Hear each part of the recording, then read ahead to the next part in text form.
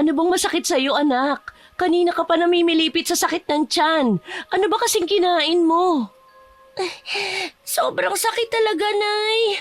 Parang sasabog ang tiyan ko sa sobrang sakit. Yan na nga bang sinasabi ko sa'yo, Aloha. Kung binabantayan mo na lang ang anak mo kaysa magtinda sa bayan, di sana alam mo kung anong dahilan kung bakit masakitan siya ng anak natin. Heto na naman tayo. Bakit ba sa tuwing nagkakaproblema tayo sa akin mo lahat itinatambak ang sisi? Ama ka niya, bakit wala ka ring alam? Hoy, lalaki ako. Tungkulin ng ina mag-alaga ng bata. Ako, tagahanap lang ng ipapakain sa inyo.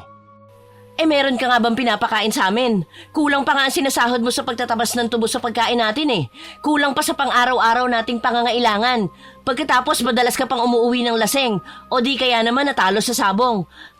Kaya nga ako napipilitang magtrabaho dahil ayaw ko na balang araw mamatay kami ng anak mo sa gutom. Bakit? Nagutom na ba kayo? Itinigil ko na ang alak at sabong dahil nagsasawa na ako sa bunganga mo. Mama, Papa, pwede po ba wag muna kayo mag-away? Lalo pong sumasakit ang tagiliran ko kasi naman tong ama mo, palagi na lang ako sinisisi. Teka sandali, bakit basa ang tagiliran mo? Ayan kitang-kita sa damit mong puti. Mukhang kulay dilaw na malagkit. Yan nga po yung sinasabi ko kay Mama. Parang may kung anong mga hayop sa loob ng katawan ko. Wala silang tigil sa paggalaw. Naglalakad po na parang naghahanap ng malalabasan. Alam ko at nararamdaman ko po, Papa. Sobrang sakit po talaga. Patingin nga ako, anak. Hala! Saan mo ba ito nakuha? Abalintek! Nardo! Tingnan mo ang sugat ng anak natin!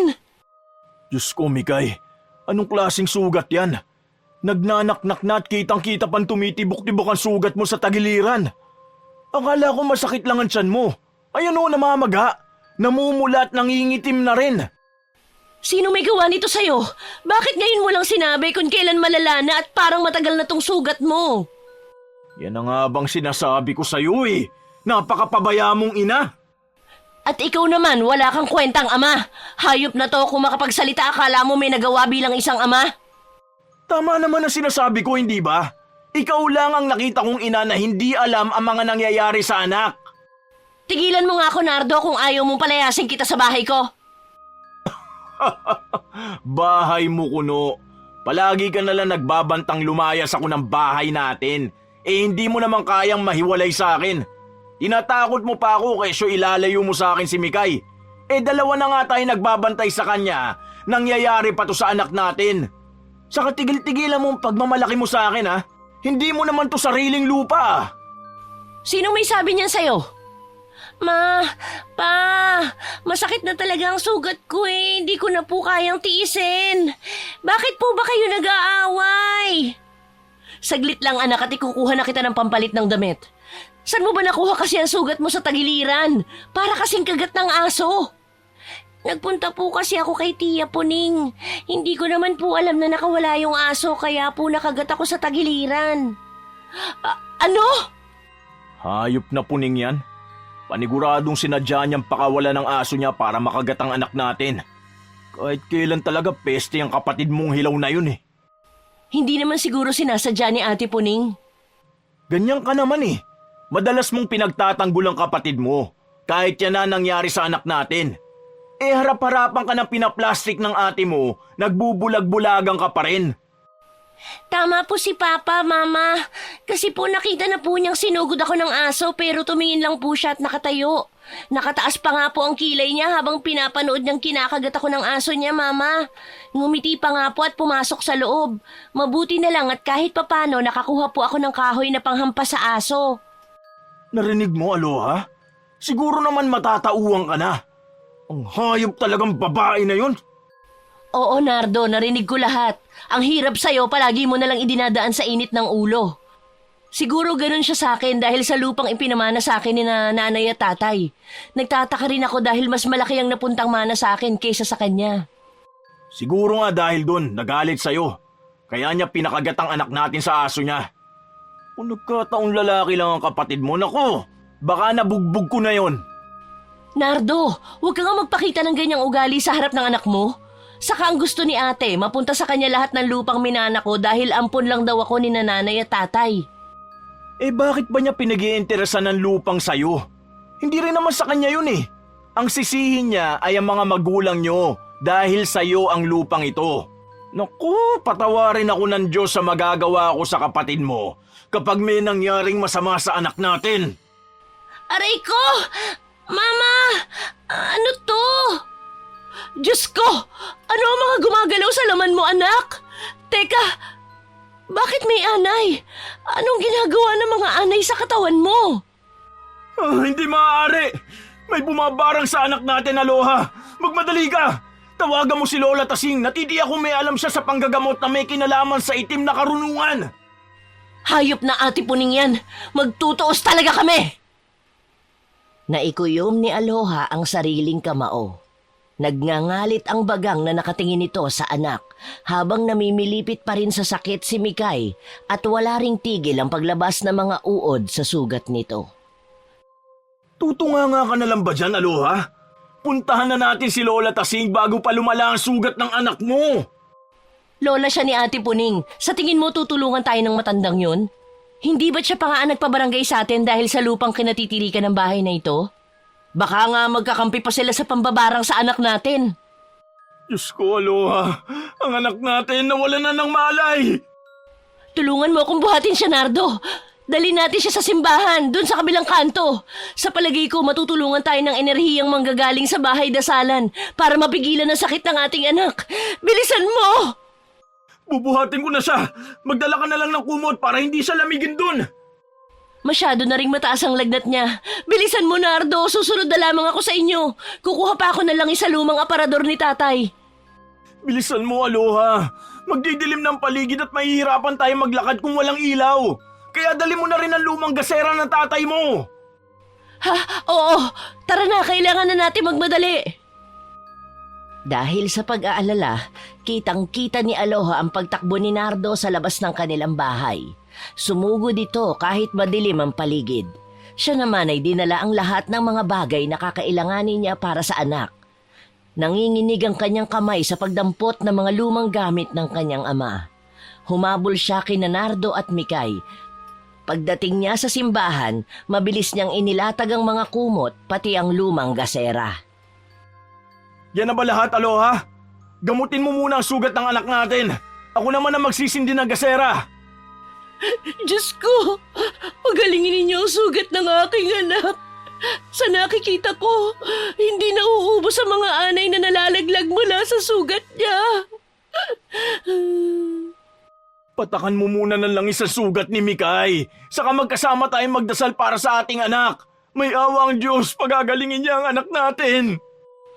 Kung totoong si Ate Puning at Lola Tasing ang bumabarang sa anak ko, lintik lang ang walang gante. Isinusumpa kong ibabalik ko sa kanila ang mga ginawa nila kay Mikay. Masyado ka lang naging mabait sa kanila. Hindi porket ampung ka ng mga magulang niya ay wala ka ng karapatan sa lupa. Isa pa malinaw naman sa titulo at permado ng mga magulang ninyo ang lupang napunta sa inyo. Hindi ko rin alam kung bakit kinukuha nila sa akin ang ipinamanang lupa ni nanay at tatay. Kung bakit kailangan pang humantong sa ganito. Binarang nila ang anak natin. Walang kasalanan si Mikay. Hindi napigilan ni Aloha ang pagpatak ng kanyang mga luha habang pinupunasan ng langis ang mabilog na sugat ng anak. Naramdaman naman niya ang pagpatong ng palad ni Nardo sa kanyang balikat na lalong nagpalala sa sakit na kanyang nararamdaman. Kung pwede lang, Nardo, na kunin ang sugat ng ating anak para lang ilipat sa akin ay gagawin ko. Ako na lang ang masaktan. Kawawa naman si Mikay. 15 taong gulang pa lang siya. Anong laban ng bata sa kanila? Pasensya ka na rin sa akin kanina. Nadala lang ako sa emosyon ko. Hayaan mo at gagaling din ang anak natin. Kaya huwag ka na umiyak. Nardo, tingnan mo. Ang ano, Aloha? Ang sugat ni Mikay. Pagkatapos ko malagyan ng langis na gawa ng tatay, namatay ang mga anay, nawala ang pangingitim ng sugat sa tagiliran ng anak natin. Oo nga. Ano kayang sangkap ang ginamit sa paggawa ng langis na yan? Saka konti na lang ang laman yan. Baka kapag naubos bumalik ang sakit ng anak natin. Hindi ko na rin matandaan kung anong sangkap ang mga ginamit niya eh. Kung ganun, posibleng may alam din ang ate mo sa paggamit ng itim na karunungan. Hindi ba sabi mo dating mambabarang ang tatay mo? May listahan siya ng tamang paraan, detalye, sangkap at kontra ng bawat barang. Hindi kaya na kay Ate Puning ang libro ni tatay? At ito ang ginagamit niya para barangin ang ating anak? Gamit ang alaga niyang aso? Kaya siguro nag-alaga ng aso. Para sa sandaling gusto niya mambarang, magagamit niya to. Isang matibay na alibay para hindi siya paghinalaan. Kung ganun pala, maaring totoo ngang mambabarang ang tatay niyo. Oo, pero hindi sila masama. Napatunayan ko yun dahil sa pag-ampon nila sa akin. Binusog nila ako ng pagmamahal ng higit pa sa tunay nilang anak. Kaya nga madalas inaaway ako ni ate dahil sa selos. Kung nasa kanya ang libro ng tatay mo, may posibilidad na manganib rin ang buhay natin. Tapos konti lang ang nalalaman mo para pigilan to. Natatandaan ko noon na may iniaabot sa aking kwintas ang tatay. Bertud daw yun ng asong ulol. Asong ulol? Anong ibig sabihin ng salitang yon? Ang mga asong nawawala sa kanilang sarili dahil sa init ng panahon at pagpapalipas ng gutom. Kaya lang, ang may mga ganitong bertud, hindi sila pwedeng mabasa. Dahil maaari nilang ikamatay yon at ikapahamak kapag hindi agad mapunasan ng tuyong damit ang nabasahan nilang katawan. Parang katulad ng sintomas at epekto ng may rabies na aso, ganun ba? Huwag na lang, hindi maiiwasang hindi ka magbasa. Huhubarin lang yon kung gusto mo magbasa. Huwag mo lang palalakdawan ng paa. Nawawala ang bisa ng bertud. Bukod pa ron, hindi rin pwedeng malaman ng kalaban mo na meron kang suot na bertud dahil malalaman din nila agad kung ano ang kahinaan mo. Para saan pang bertud kung hindi mo rin magagamit to? Ang kakayahan ng bertud ay takutin ng may otob ng barang. Sumusunod siya sa may suot nito. Gaano man kalakas ang mambabarang, kaya din niyang utusan ng asong ulol basta titigan siya sa mata. Mama, Papa, nasan po tayo? Nabuhayan ang loob si Aloha nang makita niyang nagkamalay na ang anak. Naupo ito mula sa pagkakahiga sa upuang yari sa binernisang lamesa malapit sa mga rebulto. Matagal na tumitig sa kanilang mag-asawa ang kanilang anak. Nagtataka ito sa paligid dahil nasa simbahan na sila nang ito ay magising. Nilapitan agad ito ng nag-aalalang si Nardo. Ayos ka lang ba, anak? Kumusta ang pakiramdam mo? Mabuti na po, Papa. Nagising ako nang marinig ko po ang tungkol sa libro, langis at bertud. Totoo po bang binarang ako ni Tia Puning? Hindi pa tayo nakakasigurado, anak. Kaya wag muna tayo magbintang sa tao. Ang mahalaga, nakahanap ako ng luna sa mga sugat mo. Mukha pong mabisa, Mama, na wala po agad ang kirot. Mukhang may tao sa labas, Aloha. Kanina ko pa nararamdaman na may nakatingin sa atin sa labas ng simbahang to. Diyos ko naman, sino namang loko-loko ang magmamasid sa atin ng ganitong oras ng gabi? Sinasabi ko na nga ba't kayo ang nakikita ko rito sa simbahan? Anong ginagawa nyo dito sa simbahan? Ang lakas ng loob nyo magpakita sa amin pagkatapos ng ginawa nyo sa anak ko. Tumigil na kayo! Lumayas ka, matanda ka! Sa sandaling mapatunayan kung kayo ang gumawa nito sa anak ko, mapapatay ko kayo! Ang galing din ang plano ninyo, no? Pumunta kayo rito para hindi ko kayo paghinalaan sa ginawa ninyo sa apo ko. Binabarang ninyo ni ate ang anak ko pagkatapos magpapakita kayo sa amin para magkunwaring walang alam?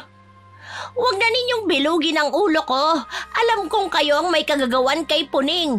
May sugat siya sa kanyang tagiliran at hindi pa nagkakamalay hanggang ngayon. Ibigay ninyo sa akin ang itim na libro. Sa anak ko yon, hindi ninyo pag-aari ang gamit niya, kaya ibigay ninyo sa akin. Alam ninyo kung kanino ipinamana ni tatay ang kanyang libro, pero biglang nawala yun sa aparador niya. Kaya huwag kayong magpanggap na wala kayong alam. Dahil nararamdaman kong nasa inyo ang libro. Dahil kayo ang tunay na mambabarang. Abat ang hayop na ito nagmamatigas pa? Huwag ninyo sasaktan ang mama ko! Kayo ni Tia Puning ang bumarang sa akin! Huwag na huwag ninyong pagbibintangan ng kung ano-ano ang mga magulang ko, mga walang ya kayo! Nakita mo na, Aloha? Nagmana na sa'yo ng kabastusan ng ugali ang anak ninyo. Palibhasa kasi, mga salot kayo! Tumigil na kayo! Lumayas ka, matanda ka! Sa sandaling mapatunayan kung kayo ang gumawa nito sa anak ko, mapapatay ko kayo! Pinagbabantaan mo kami, ha, Nardo? Nahawa ka na rin ng kasamaan ang ugali ng asawa mo. Alis na! Baka makalimot pa ako eh. Baka patulan ko na kayo. Aalis ako, pero magtutuos pa rin tayo. Nakahinga lang ng maluwag si Aloha nang makita niyang nagmamadaling lumabas ng simbahan si Lola Tasing. Takot na takot ito sa banta ni Nardo. Nalulungkot namang napaupo sa upuang yari sa kahoy si Nardo. Umiiyak namang lumapit si Mikay sa kanya. Nakayakap ito sa kanyang bewang habang nakatingin sa papalayong matanda. Bakit naman ganun ang lola sa inyo, Mama? Tayo na nga po ang inabuso, tayo pa ang pinalalabas na masama. Ganun talaga, anak. Nag-iiba ang ugali ng tao pagdating sa mana ng lupa. Kahit magkadugo kayo, handa silang pumatay para sa material na bagay. Hayaan mo na kami, Mikay. Usapang matanda ito, labas ka na rito. Hindi rin maganda ang ipinakita mong ugali sa kanya, anak. Matanda pa rin siya. Igalang mo pa rin siya kahit siya na ang pinakamasamang tao sa buong mundo. Pero Mama, hindi ko na po matiis ang ugali ng mga taong yun eh. Nasasaktan na po ako dahil hinahayaan ninyong tapak-tapakan kayo ng mga taong yun. Anak po ninyo ko. Nagagalit ako sa kanila. Mikay! Hindi mo masisisi ang anak mo, Aloha. Kahit ako nagagalit din sa pinapakita mong pagpapabaya sa lahat ng ginagawa nila sa'yo. Dahil hindi tayo katulad nilang masamang tao. Nasa panig tayo ng kabutihan. Hindi ba ninyo nakikita? Pinipilit nilang gumawa ako ng mali. Tinutukso nila ako maging isang mambabarang. Kahit na anong mangyari, hindi ako sa susunod sa yapak ng tatay. Duwag ka, Mama! Duwag ka! Nabigla si Aloha sa sinabing yun ni Mikay sa kanya. Walang kasing sakit ang salitang binitiwan nito. Dahilan para magdilim ang kanyang paningin at malakas niya itong nasampal. Pumatak ang mga luha niya habang nanginginig ang katawan na nakatingin sa anak. Mama, bakit po? Huwag mong hawakan ang iyong pisngi kung kaya mo ang sakit. Dahil mas masakit ang sinabi mo sa akin. Anak lang kita, wala kang karapatan na pagsabihan mo ako ng ganyan. Kaya ba pinagbuhatan mo ako ng kamay, Mama? Kung namatay ako dahil sa ginawa nila sa akin, matutuwa po ba kayo? Pare-pareho lang kayo! Mga duwag! Mikay, bumalik ka! Hindi pa tayo tapos! Bumalik ka rito! Nakaalis na siya. Di mo dapat pinagbuhatan ng kamay si Mikay. Nasabi lang niya yun para magising ka sa katotohanang lumaban ka para sa karapatan mo. Matapang si Mikay. Siyang lumalaban para sa atin. Masama na akong ina, ganun ba? Ang mabuti pa, umuwi na muna tayo. Wala namang ibang pupuntahan si Mikay kundi sa bahay lang natin eh. Sige na, mauna ka na. Ako na ang magdadala ng mga gamit at gasera. Malungkot na dinampot ni Aloha ang mga gamit. Habang mag-isa ay saka lang siya napaluha. Sa hindi sinasadyang pagkakataon ay biglang napako ang kanyang paningin sa lumang gasera ng ama. Malamlamang ningas ng apoy dahil sa kakaibang tali na nakalabas sa lagayan ng gas nito. Dinampot niya yon. Binuksan niya at nakita ni Aloha ang isang uri ng kwintas. Kulay puting bato na may batik-batik na itim. Mabilis niyang dinampot yon habang luminga-linga sa paligid. Isinilid niya yon sa bulsa. Sakto namang bumalik si Nardo. Ang tagal mo, Aloha. Kanina pa kita hinihintay sa labas eh. Walang kasama ang anak natin sa bahay. Oo, nariyan na. Ako na magdadala ng ibang mga gamit. At baka kung mapano pa yan. Mukhang natatarantak at wala sa tamang pag-iisip eh. May nangyari ba sa'yo nang iwan kitang saglit dito? Oo, wala naman. Bigla lang ako nag-alala sa anak natin. Tara na, umalis na tayo rito. Sa daan ay hindi mawala sa isip ni Aloha ang bagay na nakita niya sa gasera. Malakas din ang kaba ng kanyang dibdib dahil hindi siya maaaring magkamali. Yun ang kwintas na pilit ibinibigay sa kanya ng ama. Nandito na tayo sa bahay. Huwag mo munang kausapin ang anak mo ha. Mukhang nagkulong siya sa kwarto dahil sa sobrang sama ng loob sa'yo. Kung may pagkukulang man ako dahil sa nagawa ko sa kanya, sa paraan ng pagtama ko sa pagkakamali niya, hindi ako hihingi ng tawad sa nasabi ko. Balang araw, malalaman at maiintindihan din niyang mali talaga ang ginawa niya. Tumigil ka na nga. Sinadya mo pa talaga magparinig. Alam mo namang matampuhin talaga si Mikay. Kaya mo bang tumagal na hindi ka kausapin ng anak mo? Kung sa tingin mo, Nardo, mali ako, sige na, pagtulungan na ninyo akong mag-ama.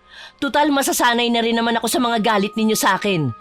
Kaya hindi na ako magtataka kung isang araw magising ako, wala na kayo sa tabi ko. Ay, ewan. Alam mo kung yung galing mo sa pangangatwiran, nilalaban mo sa kapatid mo, baka natuwa pa kami. Pinarinig mo sana sa matanda kanina ang tapang na pinapakita mo sa akin. Imbis na ang anak mong sinampal mo. Binaling mo na lang sana sa ate mo yun. Baka naging masaya pa kami ng anak mo. Matulog ka na nga. Dahil bukas, naku Aloha, itaga mo sa bato ha. Paniguradong susugurin ka rito ng kapatid mo. Hindi nga nagkamali si Nardo sa sinabi nito kay Aloha dahil sa kanilang kwarto ay dinig na dinig niya mula sa labas ng kanilang bahay ang pagwawala ni Puning tungkol sa nangyari dito noong nakaraang gabi. Hoy! Lumabas ka nga ritong babae ka! Mambabarang ka! Lumabas ka dyan! Harapin mo akong hayop ka! Kung hindi ka lalabas dito, mapipilitan akong batuhin ng bato ang bahay mo at ipapalapa kita sa alaga kong aso! Tumigil na kayo, tiya! Nakakaistorbo na po kayo ng kapitbahay! Mahiya naman po kayo! Lumayas ka sa harapan ko, ha? Hindi ikaw ang kinakausap ko! Nasaan ang magaling mong ina? Ano po bang kinagagalit nyo kay Mama? Isinama pa ninyo si Lola. Ang tatanda na ninyo, pero kung umasta kayo para mga batang inagawan ng candy. Nakita mo na, Puning? Narinig mo kung paano pinalaki ng babaeng yon ang pamangkin mo? Aloha po ang pangalan ng aking ina, kaya wag na wag po ninyo siyang tawaging babaeng yon. Wag ninyo siyang sisigaw-sigawan sa harap ng pamamahay namin. Ano bang kinagagalit mo, Ate Puning? Hindi pa ba kayo masaya sa pambabarang ninyo sa anak ko? Huwag ka na nga magmaang-maangan pa. Alam kong nasa iyo ang gamit ni tatay. Ginagamit mo para barangin kami. Ate, magdaan-daan ka sa pananalita mo ha. Binarang niyo ang anak namin. Bakit kailangan niyo pang gumawa ng kwento? Aba, hindi kami gumagawa ng kwento. Albularyo si Lola Tasing, kaya alam niya ang lintik na kapatid ko ang gumawa nito sa akin. Baka nga siya pa ang bumarang sa anak ninyo para hindi kami maghinala na siya talaga ang bumarang sa akin. Mama! Hahayaan lang ba ninyo na pagsalitaan kayo ng ganyan ni Tia? Kung tutuusin, Mama, hindi mo siya kaano-ano. Hindi iisa ang dugong nananalitay sa inyong mga ugat. Nagawa nga niya ipakagat ako sa aso niya kaya lumaban kayo, Mama. Tumigil ka, Mikay. Pumasok ka sa loob. Usapang pang matanda ito, hindi ka dapat nakikisali. Pagsisisihan ninyo, Mama, ang pagiging duwag ninyo. Sarili mong anak, hindi ka ginagalang. Walang silbi. Inutil na ina. Huwag niyong pagsasalitaan ng ganyan ang asawa ko. Lumayas kayo dito kung ayaw niyong ibuhos ko sa inyong kumukulong tubig na to. Hindi napigilan ni Nardo ang sarili dahil hindi man lang nagpatinag ang dalawa sa hawak niyang takure. Ganun na lang ang panlalaki ng mga mata ni Aloha nang biglang sumugod ang asawa at hinarap ito ng galit na alagang aso ng Ate Puning niya. Nardo! Diyos ko! Mabuti nga sa kanya! Pumapatol sa mga babae! Sige lang, Itim! Kagatin mo siya sa binte! Ate! Awatin mo ang aso mo! Marami ng sugat ang binti ng asawa ko dahil sa kagat ng aso mo! Huwag ka mag-alala! May turok ang aso ko! Sa kapal ng balat ng asawa mo, kahit 10 aso pa ang kumagat sa kanya, hindi siya tatablan nito! Mabuti nga yan sa asawa mo! Masyadong nagmamagaling! Heto ang sayo, hayop ka! Diyos ko! Mikay, bakit mo tinaga sa likod ang aso ko? Sige, subukan niyo lumapit sa mga magulang ko. Tingnan niyo lang, hindi ako magdadalawang isip na itagarin ito sa inyo. Uunahin ko ang mga bibig ninyo at isusunod ko ang mga mata ninyo. Ipababarangay ko kayo sa ginawa ninyo sa aso ko. Hoy, Tia, huwag kang magpaawa. Baka nakakalimutan ninyo kulang pang kabayaran yan dahil sa pagpapakagat mo sa akin ng aso mo. Huwag po kayo mag-alala. Mababaw lang naman ang ginawa kong sugat sa aso ninyo Mabubuhay pa naman siya, kaya lang, kailangan itali ninyo dahil kapag nakatakas yan, kayo mismo ang sunod niyang lalapain. Hindi magkandara pa ang dalawa sa pagmamadaling umalis sa harapan ng bahay ni Aloha. Takot na takot ang mga ito sa ipinakitang tapang ng dalagita. Nakatutok pa rin kasi ang itak ni Nardo habang hawak yun ni Mikay. Matalas yun dahil ito ang ginagamit ng ama sa pagtagpas ng mga tubo. Nanginginig ang buong katawan ni Aloha habang nakatingin sa nakatayong anak. Hindi siya makapaniwalang magagawa nito ang ganong karahasan. Na ni sa hinagap ay hindi niya kayang magawa. Iika-ikang sumunod na umalis ang may sugat na aso. Doon lang ulit nakaramdam ng matinding sakit si Mikay. Hawak nito ang basang tagiliran na ang damit ay nakadikit pa sa sugat.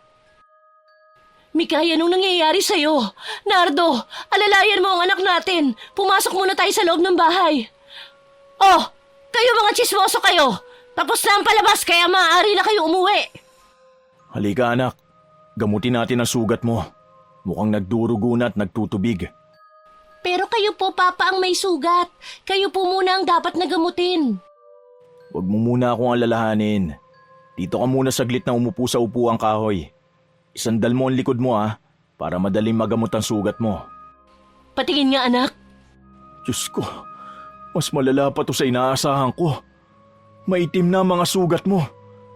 Ilapit na natin to sa doktor. Sira ka ba? Hindi ito nagagamot ng medisina dahil gawa ito ng taong may itim na kakayahan. Mawawala rin naman ang sakit kapag nalagyan na ulit ng langis ang kanyang sugat. Hanggang kailan tayo aasa sa bisa ng langis? Mauubos yan. Kapag naubos na, paano na? Hindi nawawala ang sugat dahil panandalian lang ang epekto ng langis. Nakakainis! Anong gusto mong gawin ko? Mama, totoo po, binabarang ako ng Tiya Puning. Alam ko yun at kapag hindi pa kayo gumawa ng paraan, maaaring ikamatay ko ito. Kung ibigay ko na lang kaya ang lupa at bahay na ito. Total ito naman talaga ang dahilan kung bakit ginugulo nila tayo. Kesa mawala sa akin si Mikay, ibigay na lang natin ang lupa sa kanila. Tanga ka talaga, Aloha. Ang lupa na lang na tong natitirang alaala ng mga magulang mo. Susuko ka na lang? Basta mo na lang ibibigay ito sa kanila? Paano na tayo? Saan tayo titira? Huwag po ninyong ibibigay ito, Mama. Sila po ang dapat na tumigil sa panggugulo sa atin. Sana nga tumigil na sila. Hindi ako sanay sa ganitong buhay. Masyadong magulo at nakakapagod. Katulad pa rin ng dati na wala ulit ang pananakit ng sugat ni Mikay nang malagyan ito ng langis. Pero palaki din ito ng palaki na halos umabot na hanggang sa sikmura ng dalaga. Nang sumapit ang gabi, hindi lang si Mikay ang halos namimilipit sa sakit ng sugat. Dahil si Nardo ay nadamay na rin. Diyos ko, ang sakit naman ng mga sugat ko sa binti. Ang walang hiyang aso nilang yun. May sa demonyo pa yata. Bakit ganito kasakit to? Hindi ko na alam ang gagawin sa inyo. Konting tiis muna at pakukuloan ko muna ang dahon ng bayabas para malinisan ang mga sugat ninyo. Mama, mahapdi rin po ang sugat ko. Saka may mga bukol na pong nagsisilabasan sa balat ko. Hala, bakit ganito na, Mikay? Totoo nga binabarang kayo ng ama mo. Mama, sobrang sakit po ng mga tumubong bukol. Parang may gustong lumabas mula sa loob. Gumagalaw po sila. Matagal na pinagmasdan ni Aloha ang bukol sa tiyan ng kanyang anak. Ganon din ang mga sugat nito na kitang-kita ang pamamaga at pamumula. Si Nardo naman ay hindi mapakali habang pilit na pinipiga ang sariling mga sugat. Kapag pinipiga ko ang sugat ko, nawawala ang sakit. Anong klaseng aso ba ang hayop na yun? Kakaiba po talaga, Mama, ang asong yun. Sa tingin ko po gumagamit ng barang si Tiya Puning sa ilalim ng kapangyarihang taglay ng isang nauulol na aso. Ano bang pinagsasasabi mo, Mikay? Paano mo nasasabi ang mga ganong bagay? Wala ka pa namang alam sa mga barang Mama, narinig ko silang nag-uusap tungkol sa barang. Ang totoo, Mama, magbibigay lang po sana ako ng ulam sa dalawa. Yung ipinadala po ninyo para sa kanila. Narinig ko po ang mga pinag-uusapan nila. Nang makita po nila na narinig ko ang mga pinag-uusapan nila, doon nila ako pinalapa sa kanilang aso. Hayop sila! Talagang sinusubukan nila ako! Sa galit ay napatayo si Aloha. Napiga niya pati ang sariling damit. Doon niya lang nakapa ang isang matigas na bagay. Ngayon lang niya naalalang isinilid niya sa kanyang bulsa ang kwintas na matagal nang ibinibigay sa kanya ng namayapang ama. Ang bertud ng asong ulol. Pero hindi niya gustong ipaalam sa asawa at anak na nakuha niya na ang bertud sa lumang gasera. Oh, bakit natigilan ka? Kumukulo na ang dahon ng bayabas. Unahin mo munang gamutin ang sugat ng anak mo. May naalala lang ako. Sige, ikukuha ko na kayo ng gamot. Papa, masakit pa po ba ang mga sugat mo? Ano ba ang barang na utob? Naalala ko pala. Tungkol sa nangyari kanina. Wag mo nang uulitin yun ha. Tinakot mo kami ng nanay mo. Hindi ko alam kung sa mo inuhugot ang lakas ng loob mo at tapang pero nagawa mong manakit ng hayop. Patawarin ninyo ko, Papa. Pero nang makita ko po na nasa ilalim kayo ng asong yun, natakot po ako. Kaya nabigla din po ako sa mga nagawa ko. Heto, uminom muna kayo ng pinakuloang dahon ng bayabas. Para saan naman yan? Ang alam ko, panglinis lang ng mga sugat ang dahon ng bayabas. Hindi ito iniinom. Iniinom din ito. Pinipigilan ng katas ng bayabas ang pagkalat ng bakterya sa loob ng inyong katawan. Saka huwag kayong mag-alala, subok ko na ito. Pagkatapos uminom ng mag-ama ng katas ng bayabas, ay sakalang din naalala ni Aloha na magtanong kay Mikay tungkol sa narinig niyang pinag-uusapan ni Napuning at Lola Tasing. Barang otob po ang tawag nila. Tuwang-tuwa nga po sila habang sinasabi nila yon. Para bang ang gusto po nila, pahirapan tayo. Kung ganon, hawak nila ang librong itim ng tatay. Sinasabi ko na nga ba't pinaiikot lang nila ako sa palad nila eh. Ano ba ang barang na utob? Ngayon ko lang narinig ang ganong klaseng pangalan ng barang ah. Ang alam ko barang. Barang lang talaga. Ang barang na otob ay isang uri ng pambabarang gamit ang bulong sa hayop. Pipili sila ng pwedeng mabulungan nila para magsagawa ng barang sa gusto nilang biktimahin. Kapag nakagat ng hayop ang may bulong ng otob, saka lang ito kakapit sa babarangin nila. Malupit ang ganitong barang kasi kamatayan ang epekto sa tao kapag hindi naagapan.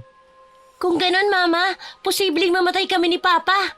At ang asong kumagat sa amin ay may barang na otob. Oo, anak. Hindi ko hahayaang mamatay kayo ng ama mo.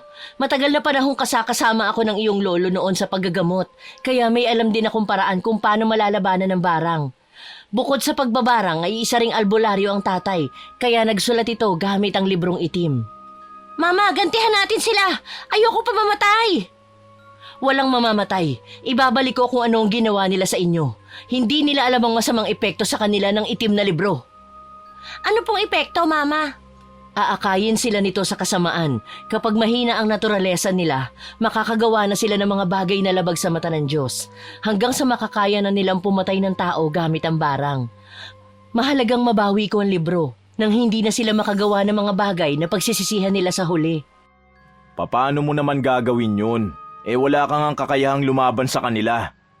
Isa pa, natatakot ako para sa anak natin. Ayokong mawala ng anak. Sino ba ang gustong mawala ng anak? May katapat na barang ang otob, isang bertud mula sa asong nauulol. Mama, ano naman po ang kakayahan ng bertud? Sa ngayon ay hindi ko pa alam, Mikay. Wala pa namang nakakasubok gumamit ng bertud. Konti lang din ang nalalaman ko sa bertud. Paano nga? Paano natin malalabanan ang kampo ng kadiliman? Susubukan ko munang alamin kung totoong binabarang nila tayo. Nang sa ganon, malaman ko kung paano ko sila lalabanan. Malalim na buntong hininga ang pinakawalan ni Aloha habang nililinisan niya ang sugat ng dalawa. Sa isip niya ay tumatakbo ang isang plano, kung paano niya mahuhuli sa aktong pambabarang ang kapatid. Lalo ngayong hawak na niya ang bertud na nakakatalo sa lahat ng uri ng mambabarang. Isa pa, ang lumang gasera ng kanyang ama. Imbis na kandila ay ito ang madalas na ginagamit ng kanyang ama sa pagtukoy kung sino ang bumabarang. Naglilikha kasi ng itim na usok ang ilaw at kung sino ang lapitan ng usok na yon ay walang dudang ito ang nasa panig ng kasamaan. Pero sa kalagitnaan ng gabi kung saan matutulog pa lang si Aloha ay nakarinig siya ng sunod-sunod na katok sa labas ng kanilang pinto. Boses yon ni Lola Tasing. Aloha! Lumabas ka dyan! Bilisan mo! Alisin mo na ang pambabarang mo kay Puning! Nakikiusap ako! Nardo, gumising ka. Ang Lola Puning nasa labas ng bahay nagwawala na naman. Aloha! Ang kapal talaga ng muka. Labasin na natin na makita niya ang hinahanap niya. Magkasunod na lumabas ng silid ang mag-asawa para harapin ang nagwawalang matanda. Pagbukas nila ng pinto ay bumungad sa kanila ang umiiyak na si Lola Tasing. Wala itong sapin sa paa habang takot na nanginginig ang buo nitong katawan. Kung matindi na ang galit mo kay Puning, sana maisip mo na kahit hindi kayo tunay na magkapatid, alang-alang sa pag-ampo ng mga magulang niya sa'yo, bawiin mo na ang barang sa kanya. Pakiusap! Lola, sobra na kayo sa pambibintang niyo sa akin. Unang-una, hindi ko binabarang si Ate Puning. Hindi ko magagawa yon. Ay, kung ganon sumama ka sa akin at tignan mo ang nangyayari sa iyong kapatid. Wag, Aloha. Baka patibong lang nila yan para saktan ka. Balak nilang ipakagat ka sa aso nila. Itinali na namin si Item pagkagaling namin dito kanina dahil nawawala na rin sa sarili niya ang aso. Pati kami ay gustong kagatin. Hindi ako makakapayag na sumama sa inyong asawa ko. Nagsisinungaling lang kayo mga walang hiya. Kung gusto mo, Nardo, sumama ka na rin at saka mo sa akin sabihin kung nagsisinungaling ako. Sige, sasama po ako sa inyo. Nardo, dito ka na lang sa bahay. Walang kasama ang anak natin. Bumalik ka rin kaagad. Kapag hindi ka nakabalik sa loob ng 2 oras, susunduin kita. Wala akong tiwala sa mga yan, kaya mag-iingat ka. Hindi na sumama si Nardo kay Aloha at naiwan ito sa bahay kasama si Mikay. Kinakabahan naman si Aloha habang tinatahak nila ang daan patungo sa bahay ng kapatid. Wala silang imikang dalawa habang naglalakad. Bigla namang napahinto si Lola Tasing nang makita nito ang kanilang asong si Itim. Nakatayo ito sa unahan ng kanilang dinaraanan na parabang sinadya nito na maghintay sa dalawa. Sinasabi ko na nga ba't patibong lang ito? Gusto ninyong ipalapa ako sa aso ninyong yan? Hindi, Aloha. Maniwala ka. Itinali namin siya ni Puning bago kita pinuntahan sa bahay ninyo. Bakit umaatras kayo? Hindi po ba't alaga ninyo ang asong yan? Oo, pero masama ang kutob ko sa asong yan, Aloha. Kahit na anong mangyari, kung kinakailangan nating bumalik sa bahay ninyo, gawin natin, wag lang tayo makagat ng asong yan. Wala na siyang kinikilalang amo. Kinagat niyan si Puning. Sandali, pero hindi po siya umaalis sa kinatatayuan. Hinihintay niya tayo na parang pinipigilan niya tayong pumunta sa bahay niyo, Lola. Sinasabi ko na nga ba't masama ang asong yan? Tingnan mo, mapupula ang kanyang mga mata. Maitim na rin ang nakalawit niyang dila. Kapansin-pansin ang mga nakatayong balahibo niya na parang galit na galit at nakahanda tayong sugurin. Dahan-dahang umatras si Aloha habang hindi niya inaalis ang paningin sa nakaupong aso. Patago niyang dinukot sa bulsa ang kwintas ng bertud ng aso. Isinuot niya yon sa leeg nang hindi namamalaya ng matanda. Dahil abala pa rin ito sa pagmamatsyag sa kilos ng hayop. Nang maisuot niya yon ay itinago niya sa damit ang kwintas saka nagpatiunang lumakad sa matanda. Ay, sandali, Aloha! Mag-iingat ka! Baka bigla niya tayong sugurin! Hindi natin ipapakitang natatakot tayo sa kanya. May kung anong mabigat na enerhiya ang nag-uutos sa aso para humarang sa dinaraanan natin. Pero hindi ibig sabihin nun, Lola, na nagtitiwala na ako sa inyo. Kailangan ko lang linawin sa iyo na wala kaming alam sa ibinibintang ninyo. Maliban sa kagustuhan ni Puning na mabawi sa iyo ang minana mong lupa. Pero kahit ganon kasakim ang isipan ng kapatid mo, hindi siya naghangad ng ikapapahamak ninyo. Ewan ko, wala talaga akong tiwala sa inyo. Diyos ko, pasugod sa ating kinaroroonan ng aso! Tatakbo na sana si Lola Tasing dahil sa takot, pero mahigpit na hinawakan ni Aloha ang kamay ng matanda. Para siyang nakikipag-usap sa tao kung duruduruin niya ang aso gamit ang kanyang hintuturo. Ikaw, kung sino ka mang masamang elemento ka na gumagamit sa katawan ng aso, ang mabuti pa tumabi ka sa daraanan ko. Dahil kung hindi, tatanggalan kita ng mata. Kinakausap mo ang aso? Mukhang natakot siya sa sinabi mo ah. Hindi ko lang inaalis ang tingin ko sa mga mata niya. Paalisin mo na siya sa daan. Baka kung ano na ang masamang nangyari kay Ate Puning mo. Herecos bumedes perusus kabal. Anong lengguwahe ang inusal mo? Isa pong orasyong pagtataboy sa mga kapit ng barang sa hayop.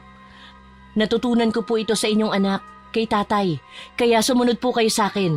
Nagawa ko ng paalisin ng aso. Sa labas pa lang ng bakod ay dinig na dinig ni Aloha ang boses ng Ate Puning niya. Sumisigaw ito sa sobrang sakit na parabang humahalukay sa kanyang pandinig. Parang nawala ang galit niya rito at napalitan ng pag-aalala. Pagpasok nila ng bahay ay dumiretso sila ng pasok sa kwarto nito. Ang tagpong dumurog sa kanyang puso habang iniiyakan ito ng dalawa nitong anak na babae. Lumabas muna kayo mga bata. Anong ginagawa mo rito? Lola, bakit naririto ang bumabarang sa akin? Paalisin niyo siya! Hindi ako bumabarang ng kapatid. Kung tungkol lang din sa lupa, nagkakamali ka ate. Pero kahit may sugat ka na, hindi pa rin ako naniniwalang wala kang kinalaman sa nangyayari sa aking mag-ama. Ano? Pinagbibintangan mo ako na binabarang ko si Nardo at Mikay? Bulag ka ba? Hindi mo ba nakikita ang mga sugat ko sa katawan? Buhay pa ako pero inuuod na ang katawan ko! Siguro binarang mo ang sarili mo dahil desperada ka nang makuha ang kakarampot na minanakong lupa sa mga magulang natin. Hindi ba't alaga mo si Itim? Alam mo bang daladala niya ang bulong ng isang mambabarang? Ha! Magbatuhan man tayo ng masasakit na salita. Hindi ako tanga para saktan ang sarili ko para lang gumawa ng kwento. Tama ang sinasabi ng ate mo, Aloha. Isa akong albularya pero kapag sinusubukan ko siyang gamutin gamit ang kakayahan ko, mas lalo siyang umiiyak sa sakit. May gustong pumatay sa akin gamit ang pinakamalupit na barang na ang tatay lang ang nakakaalam. Kaya inisip kong ikaw ang gumawa nito sa akin. Ang itim na libro ang sagot sa mga nararamdaman natin. Susubukan kong gamutin ka gamit ang kaunting kakayahan ko. Nagpapatawa ka ba? Sarili mo ngang anak at asawa, hindi mo mapagaling. Ako pa kayang kapatid mo? Baka nga patibong mo lang ito para tuluyan mo akong patayin eh. Magsasalita pa sana si Puning, pero sa kalagitnaan ng kanilang pag-uusap ay biglang sumuka ito ng dugo. Diyos ko! Aloha! Ang ate mo! Tulungan mo siya! Puning! Malala pa ito sa inaasahan ko. Kailan pa ito nangyari kay ate? Kasabay nang nangyari kay Mikay. Sinubukan ko siyang gamutin pero nabigo ako. Nawalan ako ng malay habang isinasagawa ko ang ritual. Kung ganon, malakas ang kapangyarihan ng bumabarang kay ate at sa mag-ama ko. Pero sino naman ang gagawa nun? Wala akong ibang alam na taong magkaka-interes para saktan tayo. Yan din ang iniisip ko. Matagal nang namatay ang anak ko para isipin kung posibleng may galit lang sa kanya ang gagawa nito. Ang mabuti pa, Lola, pag-aaralan kong gamutin ang sugat ni ate. Baka sakaling mapagaling ko siya.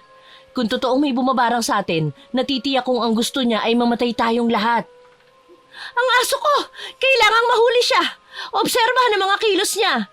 Sa tuwing sumasapit ang gabi, hindi maipaliwanag kung paano siya nakakawala sa tali. Kahit nakakadena ito. Dahil wala sa tamang pag-iisip ang alaga ninyong aso.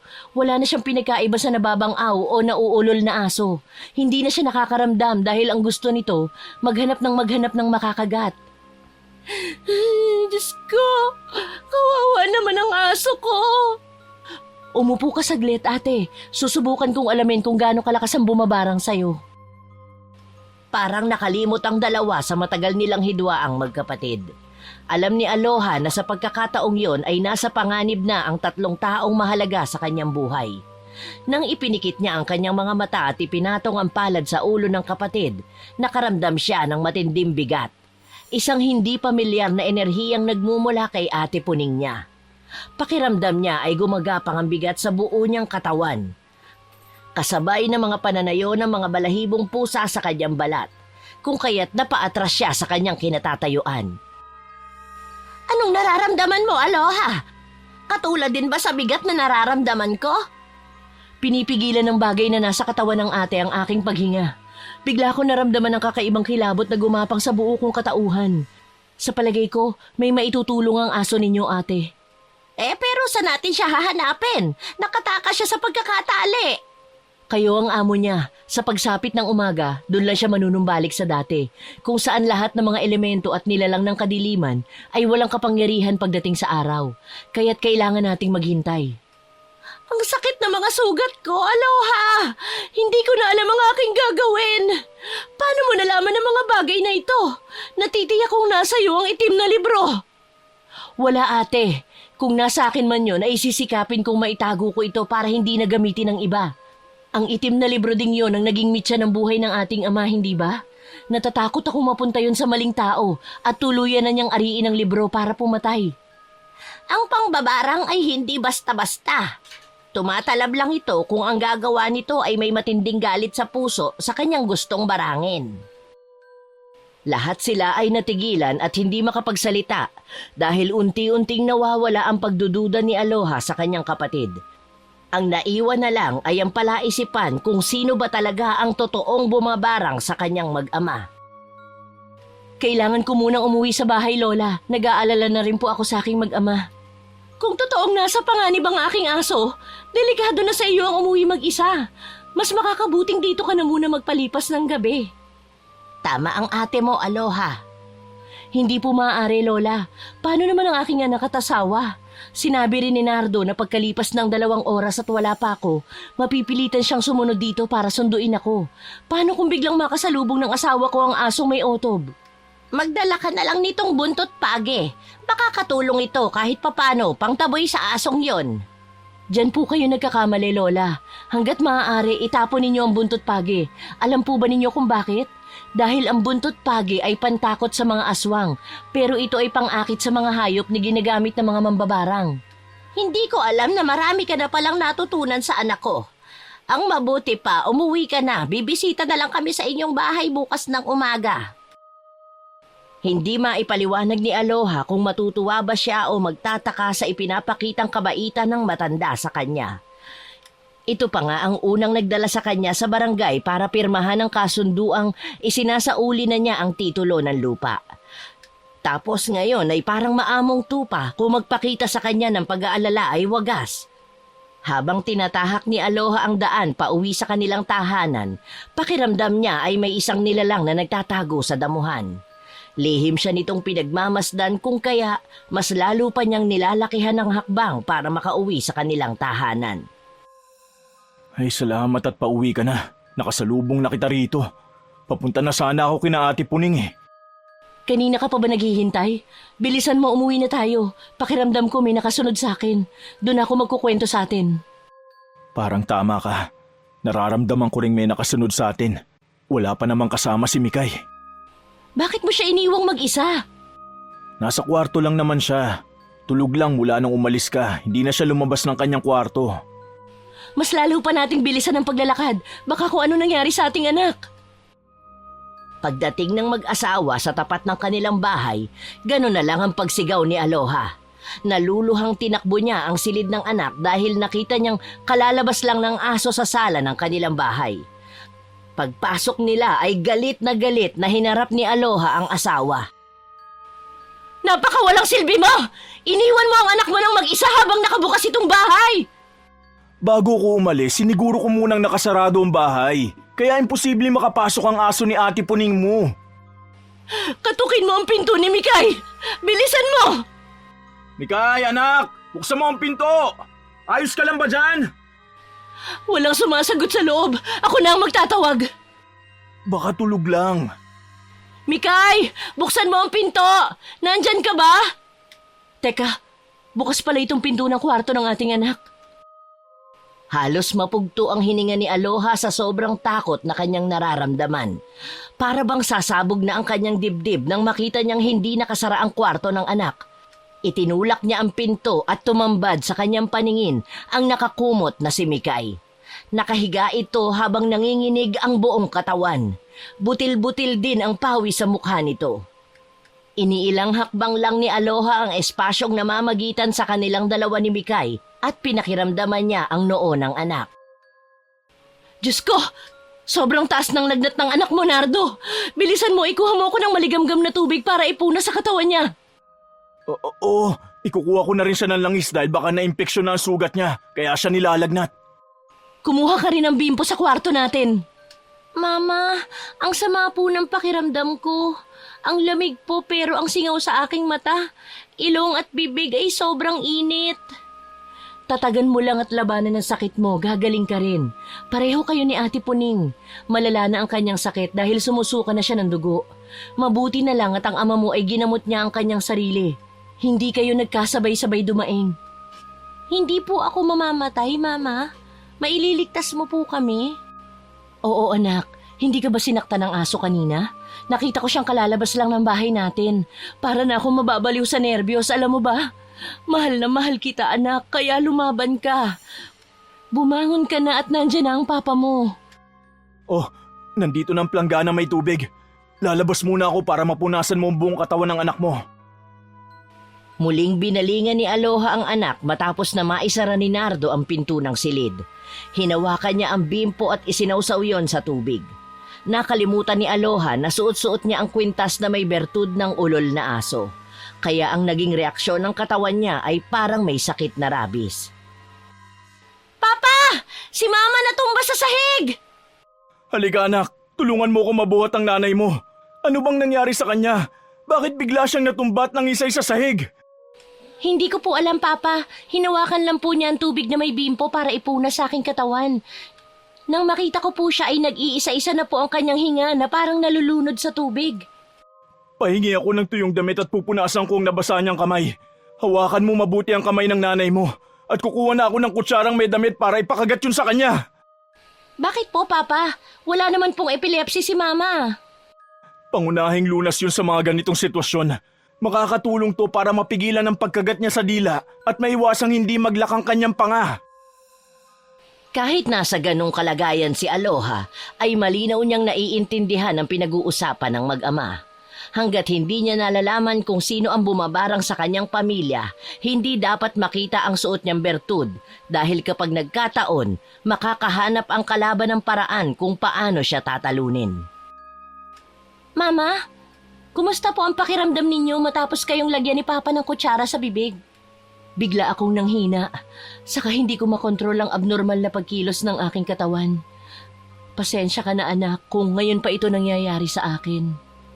Ano po yung tungkol sa aso, Mama? Saka kumusta ang pagpunta ninyo kina Lola Tasing? Sinaktan po ba kayo? Mukhang wala rin silang alam sa mga nangyayari. Hinala ko may ibang tao ang gumagawa sa inyo nito. Ang hindi ko lang maintindihan ay kung bakit niya ito ginagawa. Saka ang ginamit niyang paraan ay gawain ng isang batikang mambabarang. Paano po ninyo nasabi, Mama? Dahil magkapareho kami ng presensyang naramdaman ni Lola Tasing sa katawan ni Ate Puning. Itinutulak kami ng malakas na enerhiya na para bang nagbibigay babala sandaling tangkain naming gamutin kayo. Maaaring buhay namin ang magiging kapalit. Sigurado ka ba sa sinasabi mo, Aloha? Nasa aso nila Ate Puning ang otob ng isang mambabarang. Kaya gano'n na lang ang takot ko nung makita ko ang asong yun na nanggaling sa ating bahay. Bukod pa ron, may naramdaman din ako kaninang nilalang na sumusunod sa atin. Pero pagkatapos nating makarating sa bahay na ito, bigla siyang naglaho. Kinakabahan na ako, Aloha, sa misteryo nangyayari sa buhay natin. Nagtataka din ako dahil biglang nawala ang pananakit ng mga sugat ko. Kung gaano katindi ang galit ng mambabarang na ito, ganun din kabigat ang kalaban, ang ginamit niyang tigahatid ng otob. Sandaling napuno ng katahimikan ng buong silid ni Mikay sa sinabing yon ni Aloha. Mabilis din ang tibok ng puso ni Aloha nang bigla-bigla na lang uminit ang bertud ng aso sa kanyang kwintas. Senyales na ang masamang nilalang ay nasa paligid lamang ng kanilang bahay. Palihim niyang hinawakan ng palawit ng kanyang kwintas. Isang uri yun ng bato na matatagpuan sa pangil ng nauulol na aso. Bakit, Aloha? Ba't nakahawa ka sa dibdib mo? Nararamdaman ko ang panganib sa paligid ng bahay. Ako na ang lalabas. Samahan mo ang anak natin. Papa, wag na po. Natatakot ako. Baka bigla na lang sumalakay ang masamang nilalang na yan at saktan niya kayo. Huwag na, Nardo. Tama si Mikay. Ang mabuti pa, isara na lang natin ang pinto at bintana. Ganon nga ang ginawa ng mag-asawa. Lumabas sila ng silid para sana isara ang mga pinto at bintana na pwedeng pasukan ng masamang nilalang na umaaligid sa kanilang bahay. Pero ganon na lang ang panlalaki ng mga mata ni Aloha at Nardo nang makita ang nakapasok na aso sa loob ng kanilang bahay. Nardo! Ang itak! Bilisan mo! San dumaan ang asong ito? Mama! Papa! Sa loob ka lang, Mikay! Isara mong mabuti ang pinto ng kwarto mo! Kahit na ano mangyari, anak, wag na wag kang lalabas ng kwarto mo! Mama, pasugod siya sa inyo!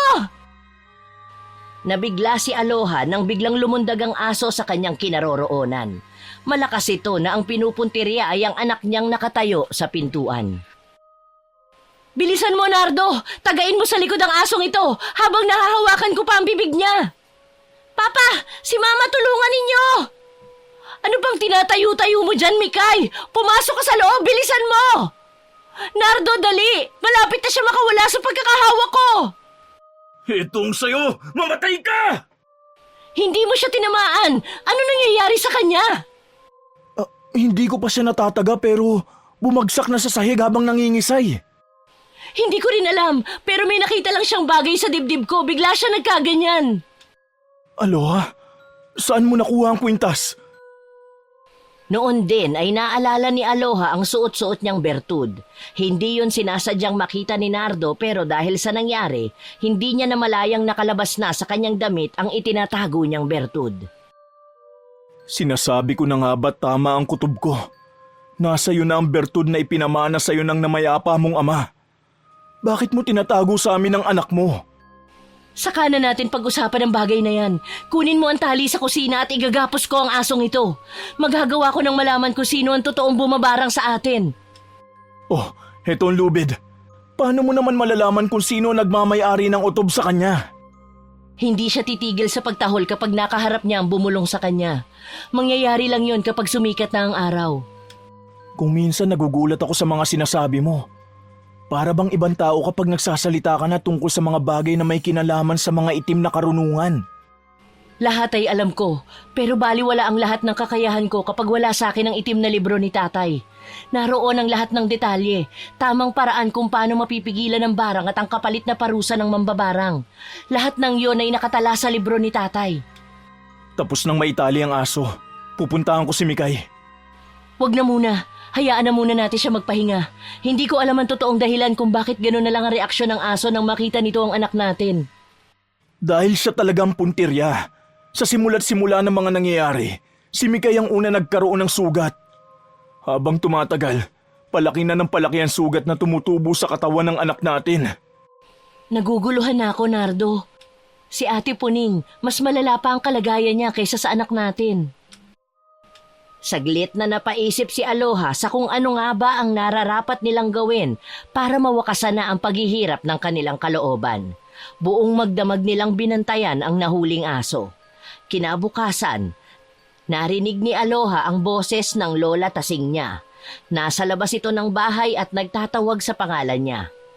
Nangako kasi ang matanda na ngayon nga nila bibisitahin si Mikay kasama ang Ate Puning niya. Pero nagulat ito sa nadatnan at hindi makapaniwala nang makita ang alaga nilang aso habang nakagapos. Anong nangyari dito? Saka nakagapos si Itim? Sumalakay ang hayop na yan sa loob ng aming pamamahay. Pinuntirian niya ang aking anak na si Mikay. Mabuti na lang at naitali namin ang aso bago pa ito makapasok sa kwarto ng anak ko. Teka, anong ibig sabihin nito at nandito kayo sa loob ng pamamahay ko? Gusto ko sanang makiusap kay Aloha na kung pwede dito muna kami titira habang hindi pa tuluyang gumagaling ang sugat ko. Pagkatapos ng ginawa niyo sa asawa ko, ngayon makikiusap kayong dito titira? Baka naman drama lang yan para makuha niyo ang loob ng asawa ko. Hindi, Nardo. Kailangan ko talaga ng tulong ni Aloha. Wala kaming alam sa mga nangyari. Hindi ko gusto na dito kayo tumira. Dahil hindi ko pa rin nakakalimutan ng mga salitang binitiwan niyo sa asawa ko. Hayaan mo na muna kami, Nardo. Naiintindihan ko kung bakit nagagalit ka kay ate. Pero biktima rin siya. Kapatid ko pa rin siya. Ang ibig mong sabihin, ganun-ganun lang yon? Tingnan mo nga nangyari sa anak natin. Hindi rin niya magugustuhan makita ang mga walang hiyang yan sa pamamahay natin.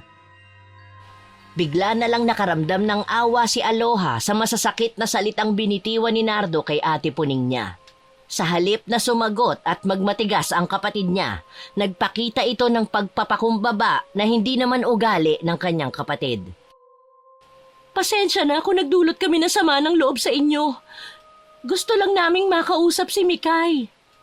Diyos ko, biglang umangil ang aso nang mabanggit mo ang pangalan ni Mikay.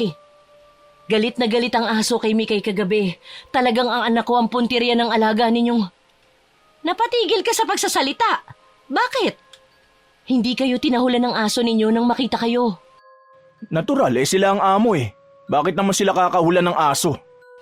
Ibig sabihin, hindi kayo ang may otob sa aso. Hindi talaga si ate ang bumarang kay Mikay. Kung ganun sino? Sasagot pa sana si Aloha nang biglang nagkaroon ng pag-iingay sa loob ng kwarto ni Mikay. Kaya lahat sila ay napatayo ng tuwid at nagmamadaling pumunta sa silid ng dalaga. Pagpasok nila ng kwarto, naratnan nilang nakabulagta si Mikay sa sahig. Nagkikikisay ito na parang nasasaktan. Inaatake ng pambabarang si Mikay, Aloha! Lola, tulungan mo si Mikay! Kailangan magsanib puwersa kayo para malaman na natin kung sino ang taong nasa likod ng problemang ito! Ako nang kukuha sa gamit ni tatay. Lahat dadaling ko dito. Anak, naririnig mo ba ako? Labanan mo ang sakit! Magsisimula na akong magdasal. Isang orasyong magpapakalma sa sakit na nararamdaman ni Mikay. Ako naman po ang hahawak sa ulo ng aking anak. Heto na po ang mga gamit ni tatay. Dinala ko na rito lahat. Noon lang din na pagmasdan ni Aloha ang itsura ng anak. Maputla na ito, maitim ang gilid ng mga mata at kapansin-pansin ang biglang pangangayayat ng pisngi nito. Hindi napansin ni Aloha na kanina pa pala siya pinagmamasdan ng kapatid dahil wala nang tigil ang pagpatak ng kanyang mga luha. Pasensya na kayo. Kumpleto na ang gagawin nating ritual. Narito na ang aso at narito na ang mga binarang. Teka Nardo, bakit nariyan ka sa pinto? Lumapit ka rin dito. Dito na lang ako sa pinto. Babantayan ko ang aso nyo. Sige na, ituloy nyo na ang ritual. Sandaling pumikit sina Aloha at Lola Tasing nang magsimula ng magsuka si Mikay ng malapot na puting likido. Nawala pansamantala ang atensyon ni Aloha sa pagsasagawa ng ritual dahil mas nangingibabaw ang pag-aalala nito kay Mikay. Hindi tuloy napapansin ng 4 na tao sa silid ang unti-unting pagtayo ng aso sa likuran ni Nardo. Nakawala na ito sa pagkakatali at handa ng sumalakay. Aray ko! Tulungan ninyo ang braso ko! Lola! Tumabi kayo! Susubukan kong itali ang asong to! Mukhang pinoprotektahan ng aso si Mikay dahil wala itong tigil sa katatakbo sa paligid ng nakaupong katawan ng aking anak. Mama, paalisin ninyo sina Tia Puning at Lola Tasing. Bakit anak? Huwag kayong maniwala sa kanila. Nararamdaman kong may masama silang binabalak sa atin. Narinig mo, Aloha? Paalisin mo ang traidor mong kapatid! Tatayo na sana si Aloha para paalisin ang ate Puning niya. Walang ano-ano ay biglang sinakmal ng aso ang leeg ng kapatid. Umagos kaagad ang dugo sa leeg nito na siyang nagpawala sa galit ni Aloha. Napalitan niyo ng takot ng mangisay ang katawan ng kapatid at binawian nito agad-agad ng buhay. Dala ng puot sa nangyari sa kapatid, kinuha ni Aloha ang hawak na itak ni Nardo at walang awa niyang pinagtataga ang katawan ng aso. Hayop ka! Pinatay mo ang kapatid ko! Huli na para magsisi ka pa. Hindi kayo naniwala sa kanya. Pinatay mo ang kapatid mo! Nararapat lang siyang mamatay. Sa kanya nagsimula ang lahat. Mikay? Doon lang din napansin ni Aloha ang maruming paa ni Mikay. Gayong hindi naman ito lumabas ng bahay. Napatayo siya at matamang pinagmasdan ang nakaupong anak. Sinalubong nito ng tingin ang mga mata niya, kaya't napaatras siya hanggang mapasandal sa dibdib ng nakatayong asawa. Bakit, Aloha? Para kang nakakita ng multo. Diyos ko! Hindi ito totoo! Mikay, nagkakamali ako, hindi ba? Sabihin mo! Bakit, Aloha? Ano ba kasing nangyayari? Kunin mo ang lumang gasera ng Tatay Nardo. Bilisan mo! Paano ko bibilisan? Nanginginig ang buo mong katawan. Saka titig na titig ka sa paa ng anak natin. Sana nga nagkakamali ako. Mainit din ang bertud sa kwintas ko. Bilisan mo, pati langis ibigay mo sa akin. Kinuha ng nanginginig na kamay ni Aloha ang langis at lumang gasera ng ama. Hinubad niya ang kanyang kwintas saka inilagay sa loob ng gasera. Umusal siya ng orasyon at nalantad ang buong katotohanan sa harap niya. Mikay! Ikaw ang totoong bumarang sa iyong sarili, kay Tia Puning mo at sa iyong ama! Nasisiraan ka na ba ng bait, Aloha? Paanong magagawa ng isang bata ang mga sinasabi mo? Pagmasdan mo ang usok ng gasera mula sa tulong ng bertud, langis at orasyon. Tingnan mo kung sino ang itinuturo ng itim na usok na nagmumula sa lumang ilawan matapos ko itong sindihan. Ha? Paano nangyari to? Nalaman ko lang dahil sa maruming paa ni Mikay. Kung natatandaan mo ng gabing nagkasalubong tayo sa daan, may mabigat akong nararamdaman na sumusunod sa atin. Si Mikay yun dahil sa kanyang paa, inihatid niya ako kasama ng aso. Binarang mo ang iyong sarili para lang magmukha kaming masama sa harap ni Aloha. Nasaan ang librong itim? Ikaw ang gumawa nun. Ikaw ang nasa likod ng pagpatay sa tiya mo. Wala kang kasing sama! Tuluyan ang nakalimutan ni Aloha na anak niya si Mikay sa mga ginawa nito. Dala ng matinding galit, pinagsasampal niya ito ng paulit-ulit. Natigil lang yon nang awatin siya ni Nardo sa pamamagitan ng pagyakap sa kanya ng mahigpit. Bakit kayo nagagalit sa akin? Kahit paulit-ulit ninyo ako sampalin, hindi ko pagsisisihan ang mga nagawa ko. Mahal kita, Mama. Hindi ko kayang sinasaktan ka nila. Dapat nga magpasalamat pa kayo dahil ako na ang kumilos para makaganti sa hayop ninyong kapatid. At ikaw, ano ka? Masahol ka pa sa demonyo! Huwag mo akong ibibilang sa masama ring katulad mo, tanda! Alam mo bang nang mabasa ko ang libro ng lolo, may nakaipit doon na sulat. Kahit nga galit na galit ako sa inyo hindi kita dinamay sa pambabarang ko. Sulat para sa akin. Iaabot ko ba o babasahin ko na lang? Tumigil ka na! Mikay, nasa ng librong itim? Nariyan lang, Mama, sa loob mismo ng lumang gasera. Maliit lang ang libro pero punong-puno ng lihim. Ako pa ang unang nakadiskubre. Nasa inyong dalawa ni Tia Puning, ikaw ang may higit na may karapatan sa lupa.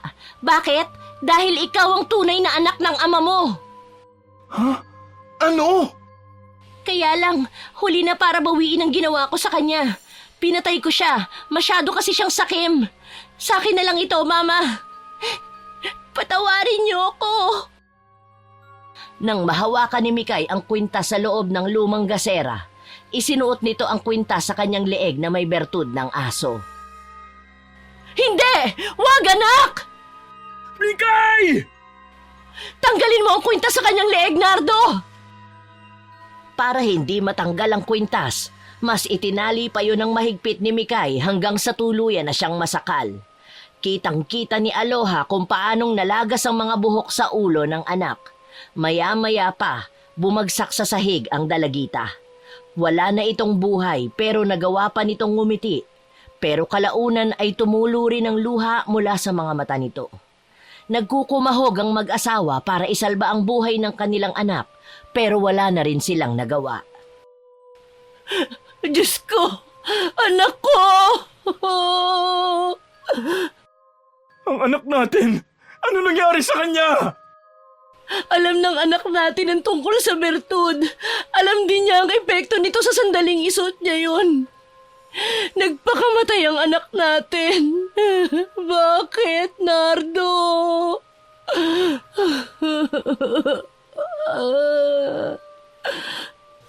Apo ko, ikaw pala ang tunay kong apo, Aloha. Tama si Mikay, nabasa ko na ang lahat. Wala na ang ate. Wala na ang anak ko. Nang dahil sa lupa, namatay ang mga mahal ko sa buhay. Kasalanan ko ito.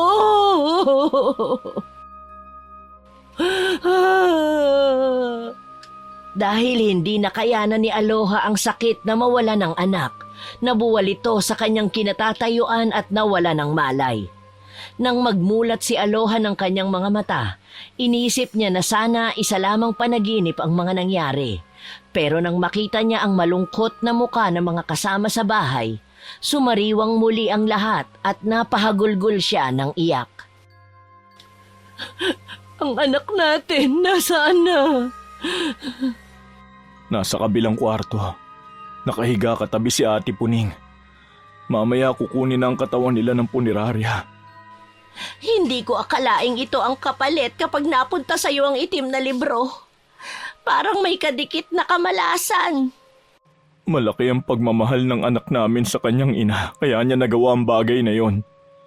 Dahil sa inyo at kay ate, kaya napilitan si Mikay na gumawa ng kasalanan. Humingi man ako ng kapatawaran. 2 buhay na ang nawala.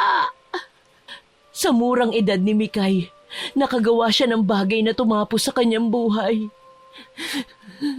Tama lang pala ang naging desisyon mo, Aloha, na hindi tinanggap ang librong itim.